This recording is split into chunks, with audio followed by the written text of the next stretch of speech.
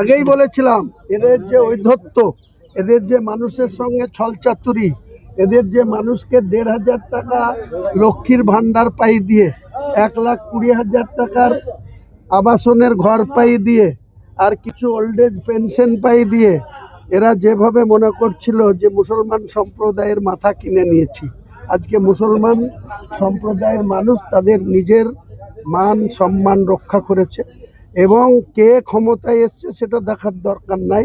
একটা স্বচ্ছ ভাবমূর্তির সরকার গঠন হোক বাংলায়, আর এরা যদি আবার ওই রাস্তায় হাঁটে আবার এদেরকেও ছুঁড়ে ফেলবে বাংলার মানুষ। বাংলার মুসলমানরাই এদের বিরুদ্ধে এককাট্টা হয়ে তখন আবার এদের বিরুদ্ধে লেগে যাবে। আপনাকে তো বিজেপির দালাল বলেছিল। কে বিজেপির দালাল? আজকে বললাম তো, এদের দলের এত বড় বড় কথা বলছিল, কালকে না দুদিন আগেও বলছিল 225টা পাবো এবং 500, 1000, 2000 ভোটে জিতলে রিকাউন্ট করে আবার কেউ যেন না ছাড়ে। এখানে তো মাত্র 41,000 ভোট পেয়েছে, বিজেপি পেয়েছে 64,000, আমি পেয়েছি 1,30,800 কত।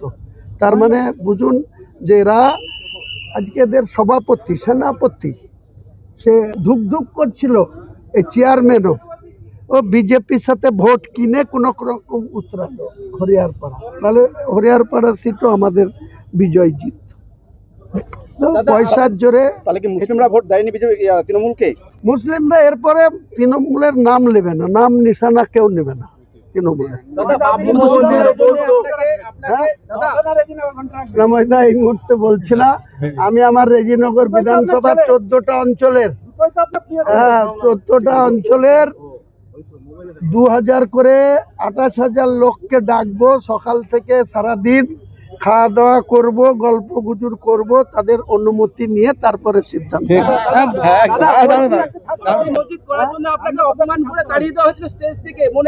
তার বদলা আজকে নিয়েছি, মুখ্যমন্ত্রীর এই ক্ষমতার গর্ব, পুলিশ দিয়ে রাজ্য শাসন চালানো, নিজে পুলিশ মন্ত্রী হয়ে অভিষেক বন্দ্যোপাধ্যায়কে একটা এসপি পোস্টিং দিতে গেলে 2 কোটি টাকা দিতে হয়, একটা আইসি পোস্টিং নিতে গেলে 70 লাখ টাকা দিতে হয়, আর তার বোঝা সাধারণ মানুষের উপরে পড়ে। এক গাড়ি বালি নিতে গেলে, এক গাড়ি পাথর কিনতে গেলে যোগ্য জবাব পেয়েছে, মানুষ দিয়েছে।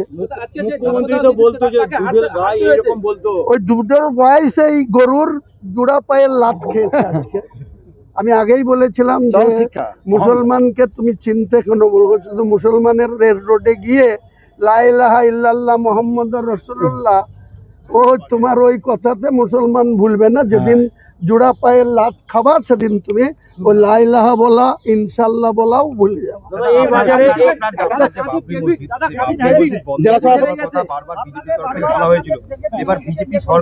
ভাই, বিজেপির এটা রাজনৈতিক এজেন্ডা, ওরা রাম মন্দির করার এজেন্ডাতে ভারতবর্ষের গদিতে এসছে, আর আমি বাবরি মসজিদ করেছি বলি সেটাকে বন্ধ করার ইস্যুতে পশ্চিমবাংলার গদি পেয়ে গেছে। ধারে কাছে আসবে না।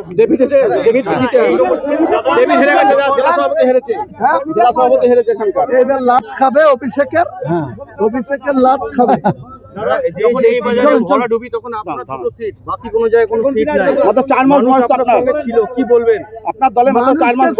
জানাই মানুষ যে সাপোর্ট দিয়েছে, মানুষ আজকের দিনে যেভাবে আমার পাশে দাঁড়িয়েছে, তা না হলে এই তৃণমূলের সরকার, এদের প্রশাসনের একটা অংশ আমাকে শেষ করে দিত।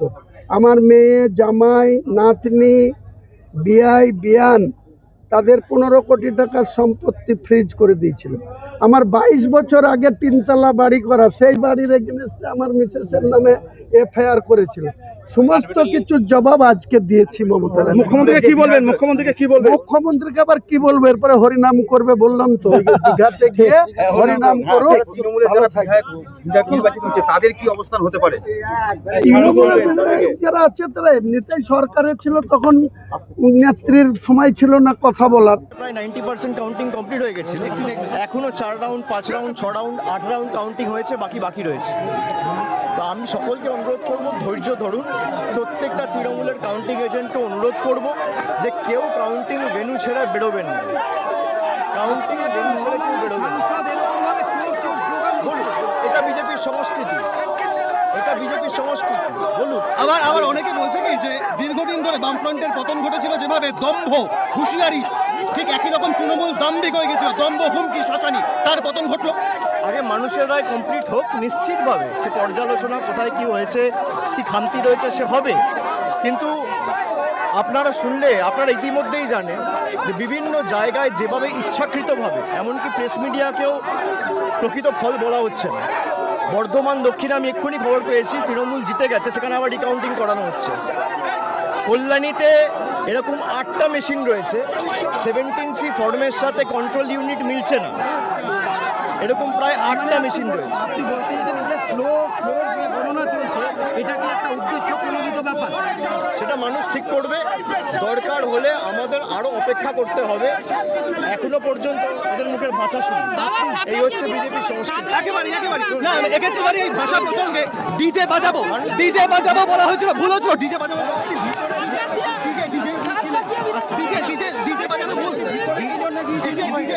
ভুল হয়েছে। ভুল ঠিকের ব্যাপার না, যারা বলেছিল উল্টো করে ঝুলিয়ে দেবো, আজকে সংস্কৃতি দেখছে বাংলার মানুষ। ছেড়ে দিন না, যারা বলেছিল উল্টো করে টাঙিয়ে ঝুলিয়ে দেবো, খানাকুল গোঘাটে যাবেন। হ্যাঁ নিশ্চিতভাবে যাবো। শীঘ্রই যাবো। রাস্তা ক্লিয়ার করবেন।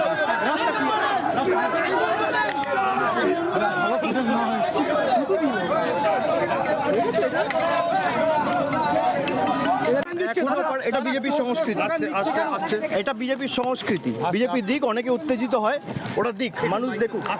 আর এখনো 50% কাউন্টিং বাকি রয়েছে, প্রায় 2.5 কোটি ভোট এখনো কাউন্টিং বাকি রয়েছে। কিন্তু একটা কথা বারবার সাধারণ মানুষ বলছে কি, প্লিজ ওয়েট করুন, প্লিজ ওয়েট করুন। আমাদের যখন বলার নিশ্চিতভাবে মানে ফল যা হবে মাথা পেতে নেবেন। দেখুন, ফল যা হবে মাথা পেতে নেবেন। নিশ্চিতভাবে মানুষের যা রায় হবে সেটা আমি কেন, সভ্য সমাজের সকলের উচিত সেটা মাথা পেতে নেই। প্রায় 90% কাউন্টিং কমপ্লিট হয়ে গেছিল, এখনো 4 round 5 round 6 round 8 round counting হয়েছে, বাকি রয়েছে। তো আমি সকলকে অনুরোধ করব, ধৈর্য ধরুন। প্রত্যেকটা তৃণমূলের কাউন্টিং এজেন্টকে অনুরোধ করব যে কেউ কাউন্টিং ভেন্যু ছেড়ে বেরোবেন না, কাউন্টিং ভেন্যু ছেড়ে কেউ বেরোবেন না। বলুন, এটা বিজেপির সংস্কৃতি। এটা বিজেপির সংস্কৃতি। বলুন। আবার অনেকে বলছে কি যে দীর্ঘদিন ধরে বামফ্রন্টের পতন ঘটেছিল, যেভাবে দম্ভ হুঁশিয়ারি ঠিক একই রকম তৃণমূল দাম্ভিক হয়ে গেছিল, দম্ভ হুমকি শাসানি, তার পতন ঘটলো। আগে মানুষের রায় কমপ্লিট হোক, নিশ্চিতভাবে সে পর্যালোচনা কোথায় কি হয়েছে, কি খামতি রয়েছে সে হবে। কিন্তু আপনারা শুনলে আপনারা ইতিমধ্যেই জানেন যে বিভিন্ন জায়গায় যেভাবে ইচ্ছাকৃতভাবে, এমনকি প্রেস মিডিয়াকেও প্রকৃত ফল বলা হচ্ছে না। বর্ধমান দক্ষিণে আমি এক্ষুনি খবর পেয়েছি তৃণমূল জিতে গেছে, সেখানে আবার রিকাউন্টিং করানো হচ্ছে।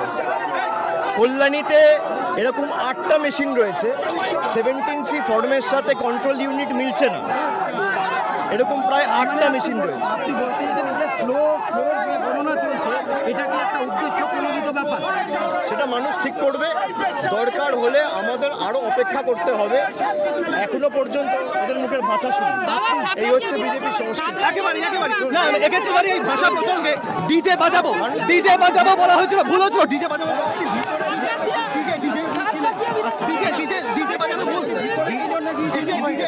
ভুল হয়েছে। ভুল ঠিকের ব্যাপার না, যারা বলেছিল উল্টো করে ঝুলিয়ে দেবো, আজকে সংস্কৃতি দেখছে বাংলার মানুষ। ছেড়ে দিন না, যারা বলেছিল উল্টো করে টাঙিয়ে ঝুলিয়ে দেবো, খানাকুল গোঘাটে যাবেন। হ্যাঁ নিশ্চিতভাবে যাবো। শীঘ্রই যাবো। রাস্তা ক্লিয়ার করবেন।